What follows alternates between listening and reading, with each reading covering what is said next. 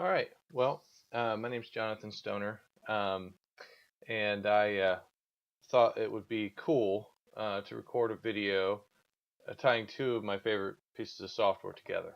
Um, One I'll be showing you is Planswift, very popular takeoff software I've used for a very long time, about 10 years, and um, and the other would be WinEstimator or Winest for short.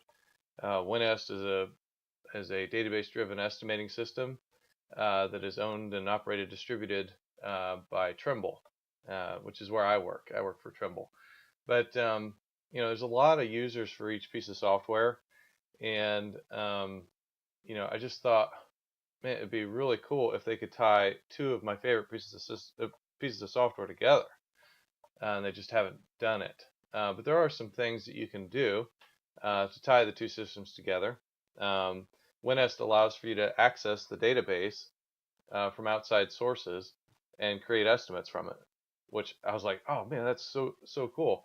How could I do that using something like Planswift? So this is kind of my first attempt here. I'm going to create maybe some other content tying into some other systems, maybe like SketchUp or Revit or something like that, and not having to go through some kind of 3D external, go-between software or something like that. But anyway, there's a lot of time wasted when we do takeoff. We have to reinterpret our takeoff and then build our estimate from that interpreted data. This is WinEst here. It looks like a spreadsheet on purpose.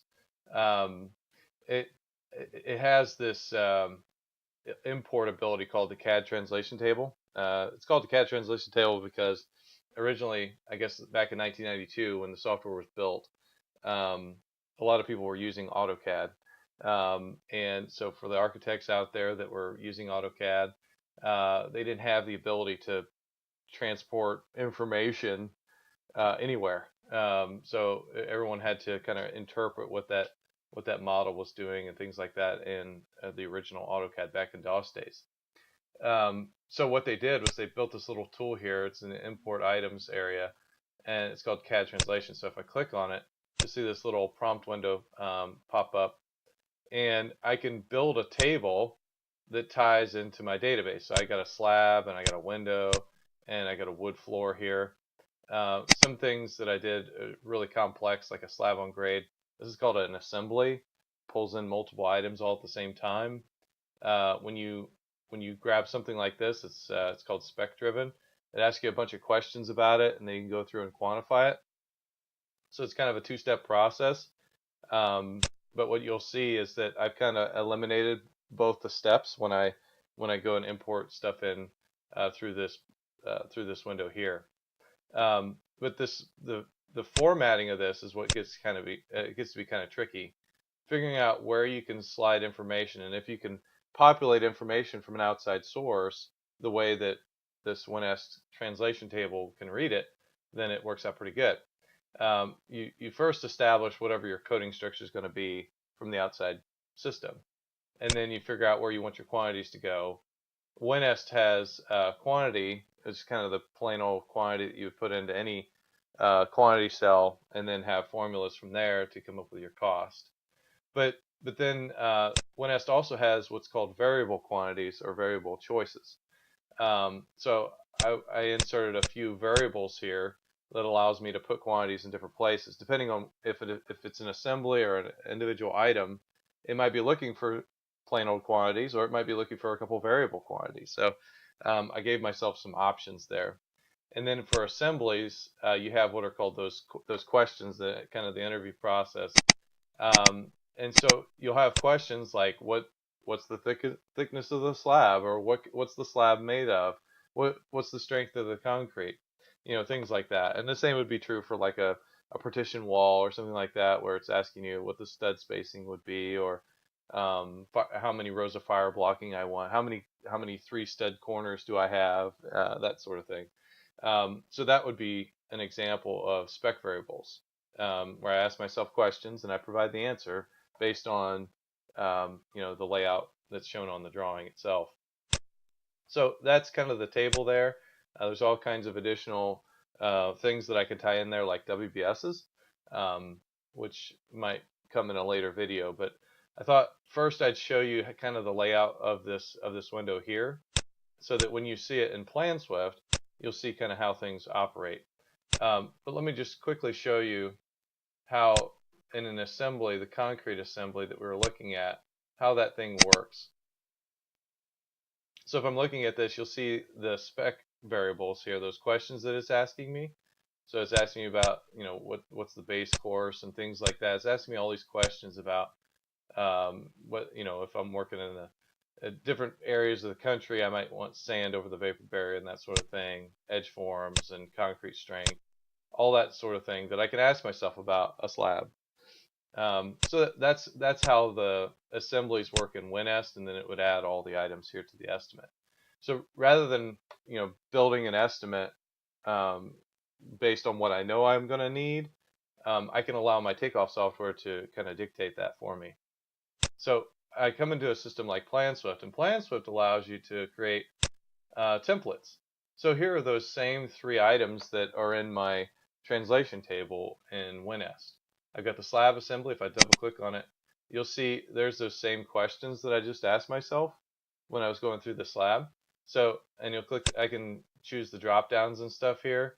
And the drop downs, if I look at the advanced here, you'll see I can click on, and I could create my own little drop down list here. For any item that you create in Planswift, you can create all kinds of dialogues and stuff. And the one thing about the translation table is that it doesn't allow me to just import whatever fields I want. You have to match up the fields so that it matches up with the table, so it knows what you're trying to import in. So rather than base materials, it has to say spec variable 1 or spec var 1. And then in Planswift, for it to report the right way, I can create whatever report I want. But if I want the heading to show up properly, I just tell it where to look. So spec var 1 is being provided from that item or assembly. So as soon as it sees spec var 1 and there's a number in there, it's going to go ahead and populate that column. And then you're kind of seeing now how I'm laying this out, how I can tie this directly into that translation table. So I've got the templates area, I've got the templates built, I've got the reporting area, and I've got it all set up to where I can get plain old quantities, variable quantities, spec answers, and that sort of thing. So that's all populated. So now the only thing left to do is to perform a takeoff. So I've got a simple drawing here that I've already scaled it. So I can come over here to my slab, go ahead and perform a takeoff here. It's going to ask me what's the item number, which that's going to be populated at all times because that's the item number that ties in to my translation table. So I need that to be to remain permanent. I don't want that to go anywhere. I can change it, but I shouldn't. So I can click on the drop down. I could choose what's the base material going to be. I could choose what type of vapor barrier I'm going to have. If I'm going to have sand over the vapor barrier, all these sort of things that I can select here. And then variable 5, I can't have a drop down for that. I could, but it just makes sense for me. If I just hover over top of it, I put a little text tag there that tells me what's the slab. I'm asking for the slab thickness here, so it's going to be, I'm going to put 4 inches here.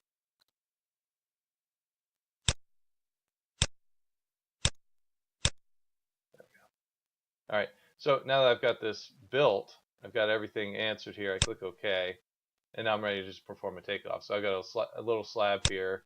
I think the rest of the building is going to be a wood structure, simple little house. So I've got my takeoff there. I've got some vinyl windows, 3050 windows. Again, I could go through and fill in all kinds of details. This one's looking for just plain old quantities, so I don't have to work very hard to build up the the variables and things like that.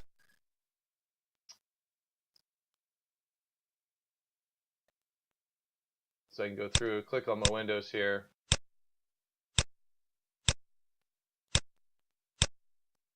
All right, so I've performed a takeoff here, and then I could come on over to my wood framed floor.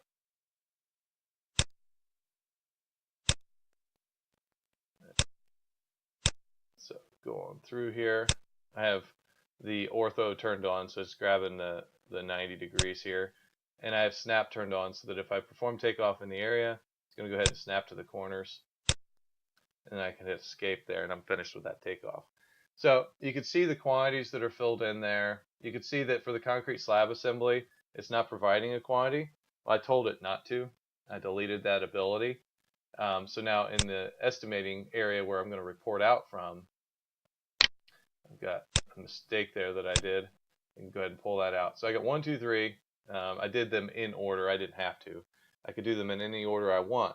And I could continue on with that slab in other areas, or the wood frame floor. You could do that in any other area. You'll see the window just has the plain old quantity there, the 7 windows. You'll see that the slab here, number 1, has got variable quantities filled in there, as well as the spec variables that I selected. And then you'll see that I have, for the wood frame floor, I've got 2 variable quantities that are being applied there.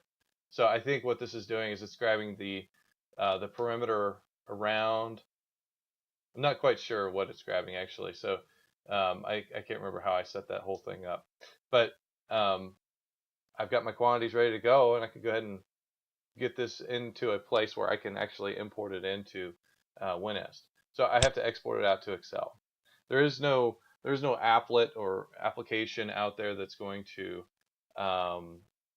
grab this information that I could just kind of push pull from. So what I'm going to do is I'm going to save this file as a text file, tab delimited, and I'm just going to throw it onto my desktop, and we're going to call it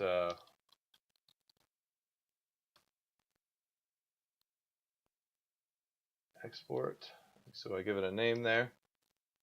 It's going to give me a little warning saying that, hey, this is a text file. It doesn't have all the compatibility stuff that I'm looking for with Excel sheets and stuff like that. But I don't care about that. So what I'm going to do, I'm going to come into Winest, click on the CAD translation button on my toolbar, and I've already got the table filled out, so I just have to browse and find that file and click import.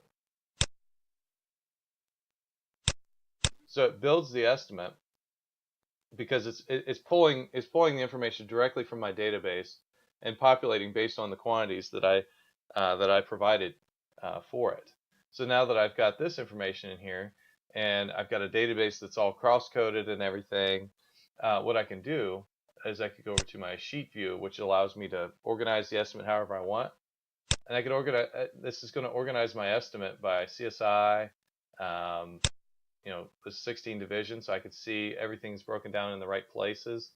If I had alternates or things like that, I would also be able to see that as well. So even 2004 or 2014 master format, because it's pulling directly from the database, it's already cross-coded for CSI and master format. It's already organized for me, so it's just really nice. Now I can go into the estimate information and fill in all the details and get additional calculations and all that stuff. So I just thought I would share this because I feel passionately about both of these products. I think they're both very good. Feel free to comment below. I'll include a link in the description underneath so that you can call or email or just click on the link to download these products. But feel free to take a look at these. Don't ever give up on products, even if they don't talk to one another. There's got to be a way to do things like this for the future. We've got to be thinking innovation if we're going to move forward, especially in the field of construction with estimating and things like that. So that's all I've got for you today. Thanks.